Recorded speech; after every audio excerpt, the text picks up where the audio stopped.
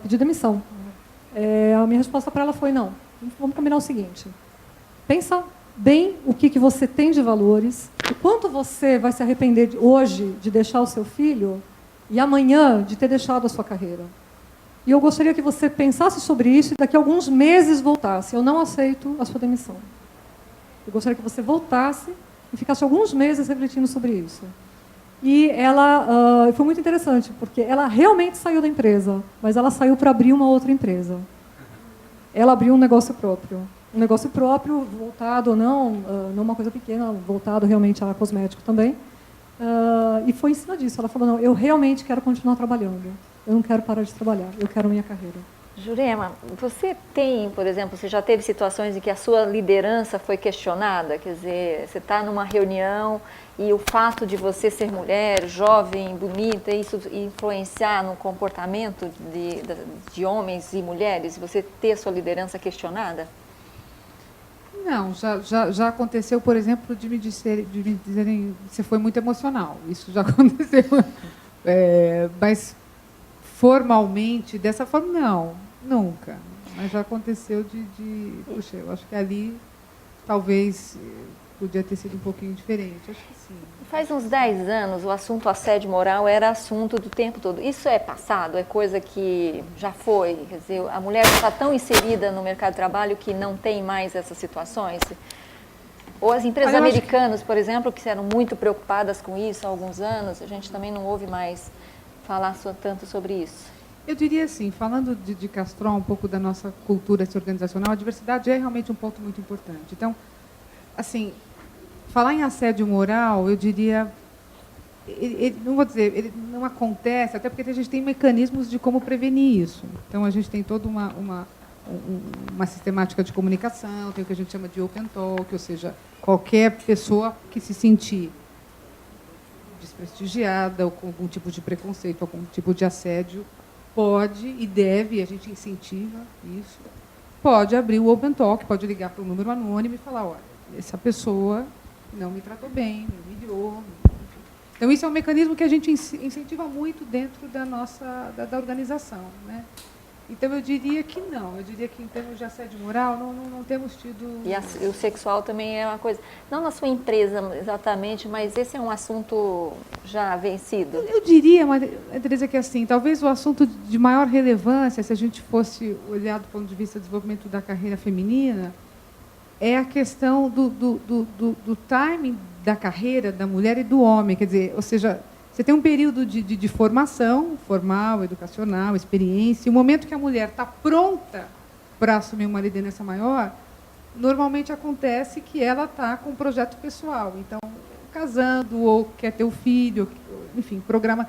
Então, assim, eu diria que talvez isso, para mim, hoje, como conselho, é o mais relevante. Ou seja, o momento que você está preparada para dar um passo importante e a tua vida pessoal pessoal. Então, falando, por exemplo, de maternidade, que nós falamos muito, eu acho que esse assunto tem que ser discutido com essa liderança feminina. Por quê? Porque maternidade, eu diria, o melhor projeto da vida. Não deixe de ter seus filhos, não adie essa decisão para um momento que já não é mais possível. Então, eu acho que isso é um valor fundamental. Agora, precisa planejar um momento melhor para acontecer. Isso é fato, tem que ser planejado, porque ele é um divisor de águas na vida de qualquer mulher. Então, precisa planejar, como qualquer outro evento importante que a gente faça.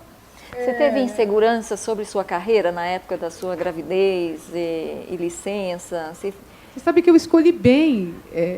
Tinha um projeto muito grande, na época eu trabalhava na área de alimentos, e eu escolhi, terminou o projeto, entreguei o projeto, foi maravilhoso, é agora, ou é agora ou nunca. Então, eu acho que nesse sentido é que precisa ser planejado. Né? Até nisso ela é assertiva. Estou indo... Não, o engraçado é o seguinte, o projeto acabou, parei de tomar anticoncepcional, no segundo mês já estava, não, mas por quê? Ainda não engravidei, esse negócio tem que acontecer e tal. Então, acho que tem um momento que a família, que o casal decide, é um momento, mas eu acho que, nesse aspecto, a decisão pesa muito mais para o lado feminino. Porque somos nós que vamos ficar 6 meses fora, é a nossa carreira que fica um tempo em segundo plano. Então, nesse sentido, a mulher tem que ter uma supremacia de poder falar sim, não. Mas tem que ser planejado, definitivamente. Você planejou, eu Márcia? não planejei, então por isso eu queria complementar um pouco para dar uma outra visão. Eu tive muito problema para engravidar, então foram muitos anos tentando e não conseguindo. Nós estávamos morando nos Estados Unidos, né, que eu falei para vocês que a gente fez, eu tive essa relocação internacional, e eu fui convidada a voltar para o Brasil para implementar um novo business. Né, eles queriam trazer uma nova unidade de negócio e nós precisávamos, e me chamaram para trazer essa unidade. E eu descobri que eu estava grávida uma semana antes de voltar para o Brasil. Só que tinha uma cerejinha aí, né, para completar a situação. O Luiz ainda estava terminando o MBA. E ele ia ficar mais 6 meses para concluir o MBA. E foi uma decisão bastante dura, porque ele falou, não, eu paro o MBA e volto com você. E, obviamente, não, você não para o MBA, eu volto sozinha. Eu passei 6 meses da gravidez via internet, né, que a gente se via para ele acompanhando o crescimento da barriga via internet. Porque, obviamente, eu não tive a possibilidade de fazer um planejamento. Ele aconteceu porque a gente vinha já tentando há 10 anos e realmente foi nesse momento que aconteceu. Então, é um momento bastante complicado, porque eu volto grávida para instituir um novo negócio, mas acho que a segurança que você tem, o amor que você tem, a paixão, na realidade, que você tem pelo que você faz é tão grande que em nenhum momento eu fiquei, não, vai acontecer qualquer coisa. E a empresa também não questionou? Não, foi muito tranquilo. Inclusive, assim, em alguns momentos, né, depois, quando o neném nasceu, a minha secretária vinha em casa para despachar algumas coisas, porque eram urgentes. Então, a gente conseguiu criar um mecanismo para eu poder ter a minha licença maternidade com tranquilidade, cuidar do meu filho. E uma coisa muito interessante é que a minha família sabe o quanto a minha vida profissional é importante para mim. E eu acho que para eles é importante que eu tenha a minha vida profissional também.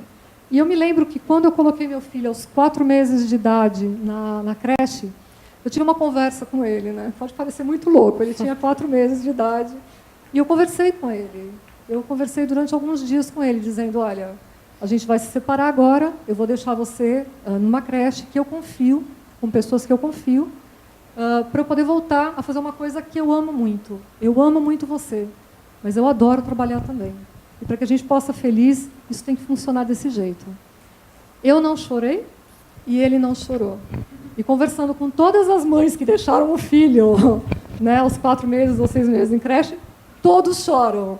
Então, para mim, foi uma coisa muito gostosa. Quantos dias antes tem que começar a conversa? Eu comecei a conversar uma semana. Uma semana? Logicamente, é tudo vai, né? Você quer falar, né? Eu quero falar. É uma coisa interessante, né? Márcia e Jurema, eu acho que é aí para todo mundo, né? Principalmente para as meninas, né? Que é o seguinte, no depoimento de vocês duas aparece sempre a figura dos maridos, dos companheiros, né? Então, quando você fala a história sua com o Luiz, né, de vocês estarem lá, essa conversa, eu acho que tem uma coisa fundamental aí para a carreira da gente, a gente escolher também o companheiro de vida que esteja à altura disso, né? Então, eu acho que a gente tem visto não só nessas questões de casais, mas em questões de resiliência, né? Outras pesquisas também feitas, o quanto é importante que as pessoas que estão ao redor da gente nos deem esse suporte. E, nesse caso da carreira e da dual career, como é importante que a gente tenha essa conversa e que a gente agora só dá para ter essa conversa, né, se a gente tiver também um companheiro, uma companheira, né, legal. Então, acho que isso aí também fica aí como, né, para as minhas aluninhas aí que estão aí. Poderia tirar uma norma técnica de especificação de marido. Aliás, a gente gostaria de incentivar vocês a fazerem perguntas para as nossas convidadas. Perguntas de carreira. Tem um microfone para aqui, por favor?